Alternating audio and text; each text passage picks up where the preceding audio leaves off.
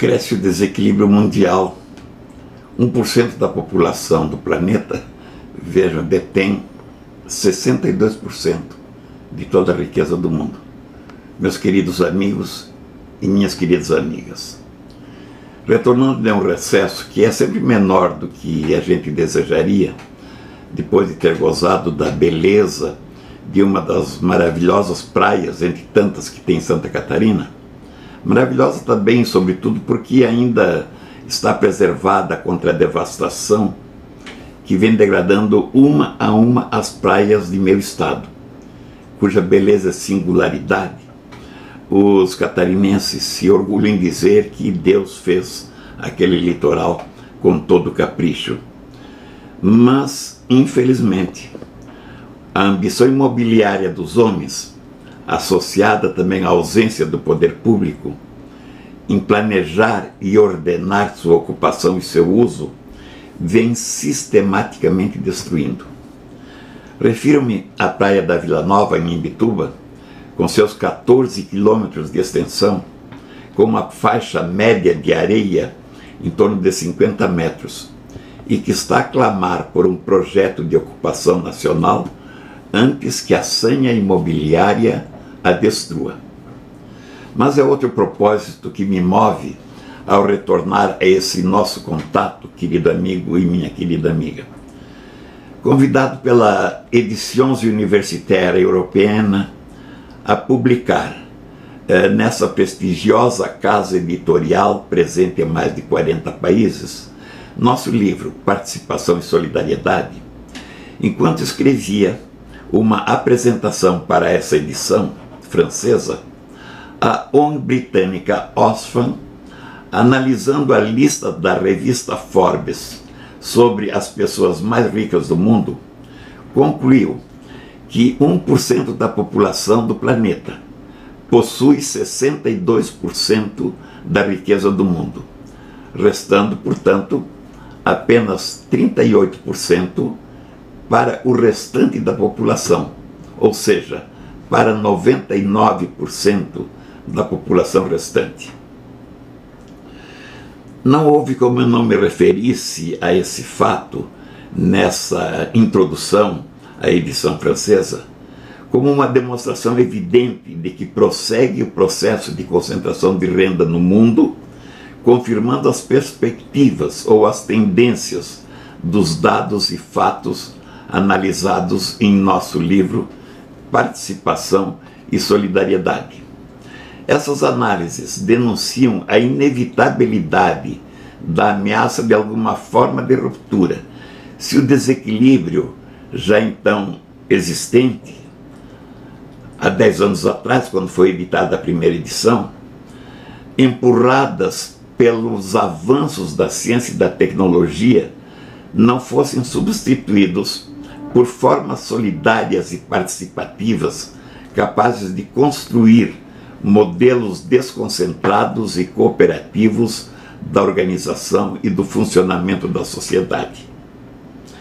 Veja o tamanho dos desequilíbrios denunciados pelo livro, ainda no começo deste século, portanto, como eu disse, há mais de 10 anos, na distribuição da riqueza mundial.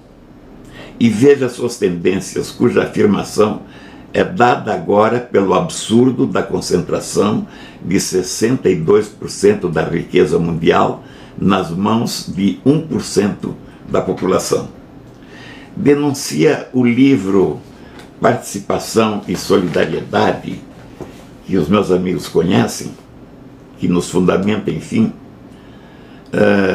com base nos relatórios da ONU daquele ano.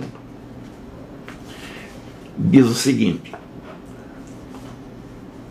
dos 23 trilhões de dólares que constituem o PIB mundial naquela época, apenas 5 trilhões são possuídos pelos países subdesenvolvidos ou em desenvolvimento, enquanto 18 trilhões são gerados e possuídos pelo mundo desenvolvido. E continua: no entanto, os países chamados em desenvolvimento, a maioria sem desenvolvimento algum, contém mais de 80% da população mundial, ou seja, pouco mais de 4 4,8 bilhões de seres humanos, enquanto nos países desenvolvidos o total da população não passa ou não chega a 1 bilhão de habitantes. Portanto, antecipando o que vemos hoje, já naquela época, 80% da riqueza do mundo estava nas mãos de apenas 1 bilhão de habitantes, enquanto sobrava 20% para 4,8 bilhões de habitantes. Assim, a relação per capita nos países desenvolvidos era de 1 para 15, enquanto que nos países chamados em desenvolvimento, mais chegava 1 para 1. Isto já denunciado pelo nosso livro Participação e Solidariedade, há 10 anos atrás. Mas ia adiante depois o livro, dando exemplos em países especificamente. Nos Estados Unidos, por exemplo, onde a renda média hoje, naquela época, atinge a casa dos 24 mil dólares, a renda média do grupo da população mais pobre, considerada 23% da população total, se situa em torno de 5 mil dólares apenas, ou seja, em níveis equivalentes à renda média brasileira. Imagine-se a renda das camadas mais ricas dos Estados Unidos para que, apesar dos mais pobres, se chegue à renda média de 24 mil dólares. E segue agora o livro analisando o Brasil. No Brasil, que teria uma renda média da ordem de 5.370 dólares, portanto, a renda média do Brasil equivalente à renda da camada mais baixa de renda dos Estados Unidos. A parcela mais pobre, considerada agora 10% da população economicamente ativa, tem uma renda per capita em torno de 560 dólares apenas, ou seja, uma renda equivalente à renda média da Tanzânia, retornando ao país já citado, que é, por sua vez, de 580 dólares apenas. A renda média da Tanzânia é, portanto, equivalente à renda média dos 10% mais pobres do Brasil, cuja renda do Brasil é equivalente a 10% da camada mais pobre de renda dos Estados Unidos. Nesse país, na Tanzânia, no entanto, cai para 70 dólares a renda média da parcela mais pobre da população, o que quer dizer alguma coisa equivalente a 2,5 dólares por dia para sobreviver. Diante desses números, que já aconteciam há uma década atrás, se entende por que hoje 1% da população abocanha 62% da riqueza mundial. Então, o livro Participação e Solidariedade cita o que eu já dizia nesse livro anterior, A Revolução do Terceiro Milênio, número 1, que conclui desta forma: é nessa escala que a opulência se torna iníqua e a exclusão se torna desumana. Como iniquamente desumana ou tragicômica, caso pudesse dizer mais, com o objetivo de despertar e abrir os olhos dos que ainda possam ver sobre o rumo para onde está sendo conduzido o processo humano. Meus amigos, minhas queridas amigas, a resposta a esta questão, para onde está sendo conduzido o processo humano, pode ser esta.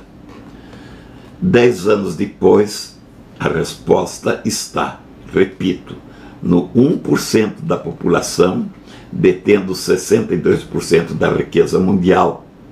E com a riqueza, percebam, se acumula o poder, o domínio dos meios de comunicação, dos meios de entretenimento, de controle social, os usos e os costumes, se acumula o monopólio da cultura, da ciência e da tecnologia, o domínio dos sistemas globais. E assim, meu querido, minha querida, a eliminação gradativa da diversidade e, portanto, da liberdade e da dignidade humana. É preciso perceber que isto está acontecendo.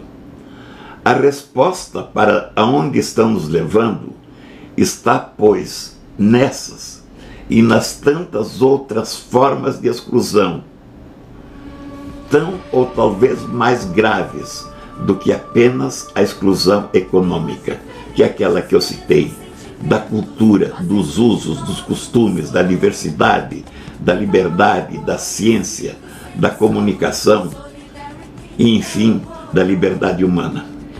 Os que se preocupam com o futuro e não só com a conjuntura, com o momento, você e eu, creio, os que se preocupam com a civilização e não só consigo mesmo, os que se preocupam com as novas gerações, essas novas gerações onde estarão nossos filhos e netos, os filhos e netos e nossos filhos e netos, meus e seus. Esses, meu querido amigo e minha querida amiga, não podem estar alheios a esse para onde estão conduzindo o processo humano e continuar aceitando, estudando e ensinando que tudo está bem assim, como preconizam no passado, no tempo da tecnologia da máquina a vapor e do trem de ferro, ideologia que está nos levando ao desequilíbrio global, a concentração nas mãos de um número cada vez menor de pessoas e da exclusão de um número cada vez maior de seres humanos até que o desequilíbrio se torne insustentável. A você, meu amigo e minha querida amiga, vai meu convite para que se junte a nós, como a cada dia outros tantos no Brasil e no mundo, pessoas e instituições vêm se juntando, como fez agora a Éditions Universitaire Européenne, esta editora francesa, ao se propor a editar o nosso livro Participação e Solidariedade. Cada um se juntando a essa massa de consciência, como costumamos dizer, cada um a seu modo, suas circunstâncias, contribuindo para que cresça essa massa de consciência e possamos, com seus valores, construir um mundo melhor, uma civilização participativa e solidária. Acesse, pois, nossa página no Facebook por uma civilização participativa e solidária. Associe-se a nosso grupo. Siga nosso site, o www.participaçãoesolidariedade.com.br. Curta, comente, compartilhe. Um grande abraço, meu amigo, minha querida amiga.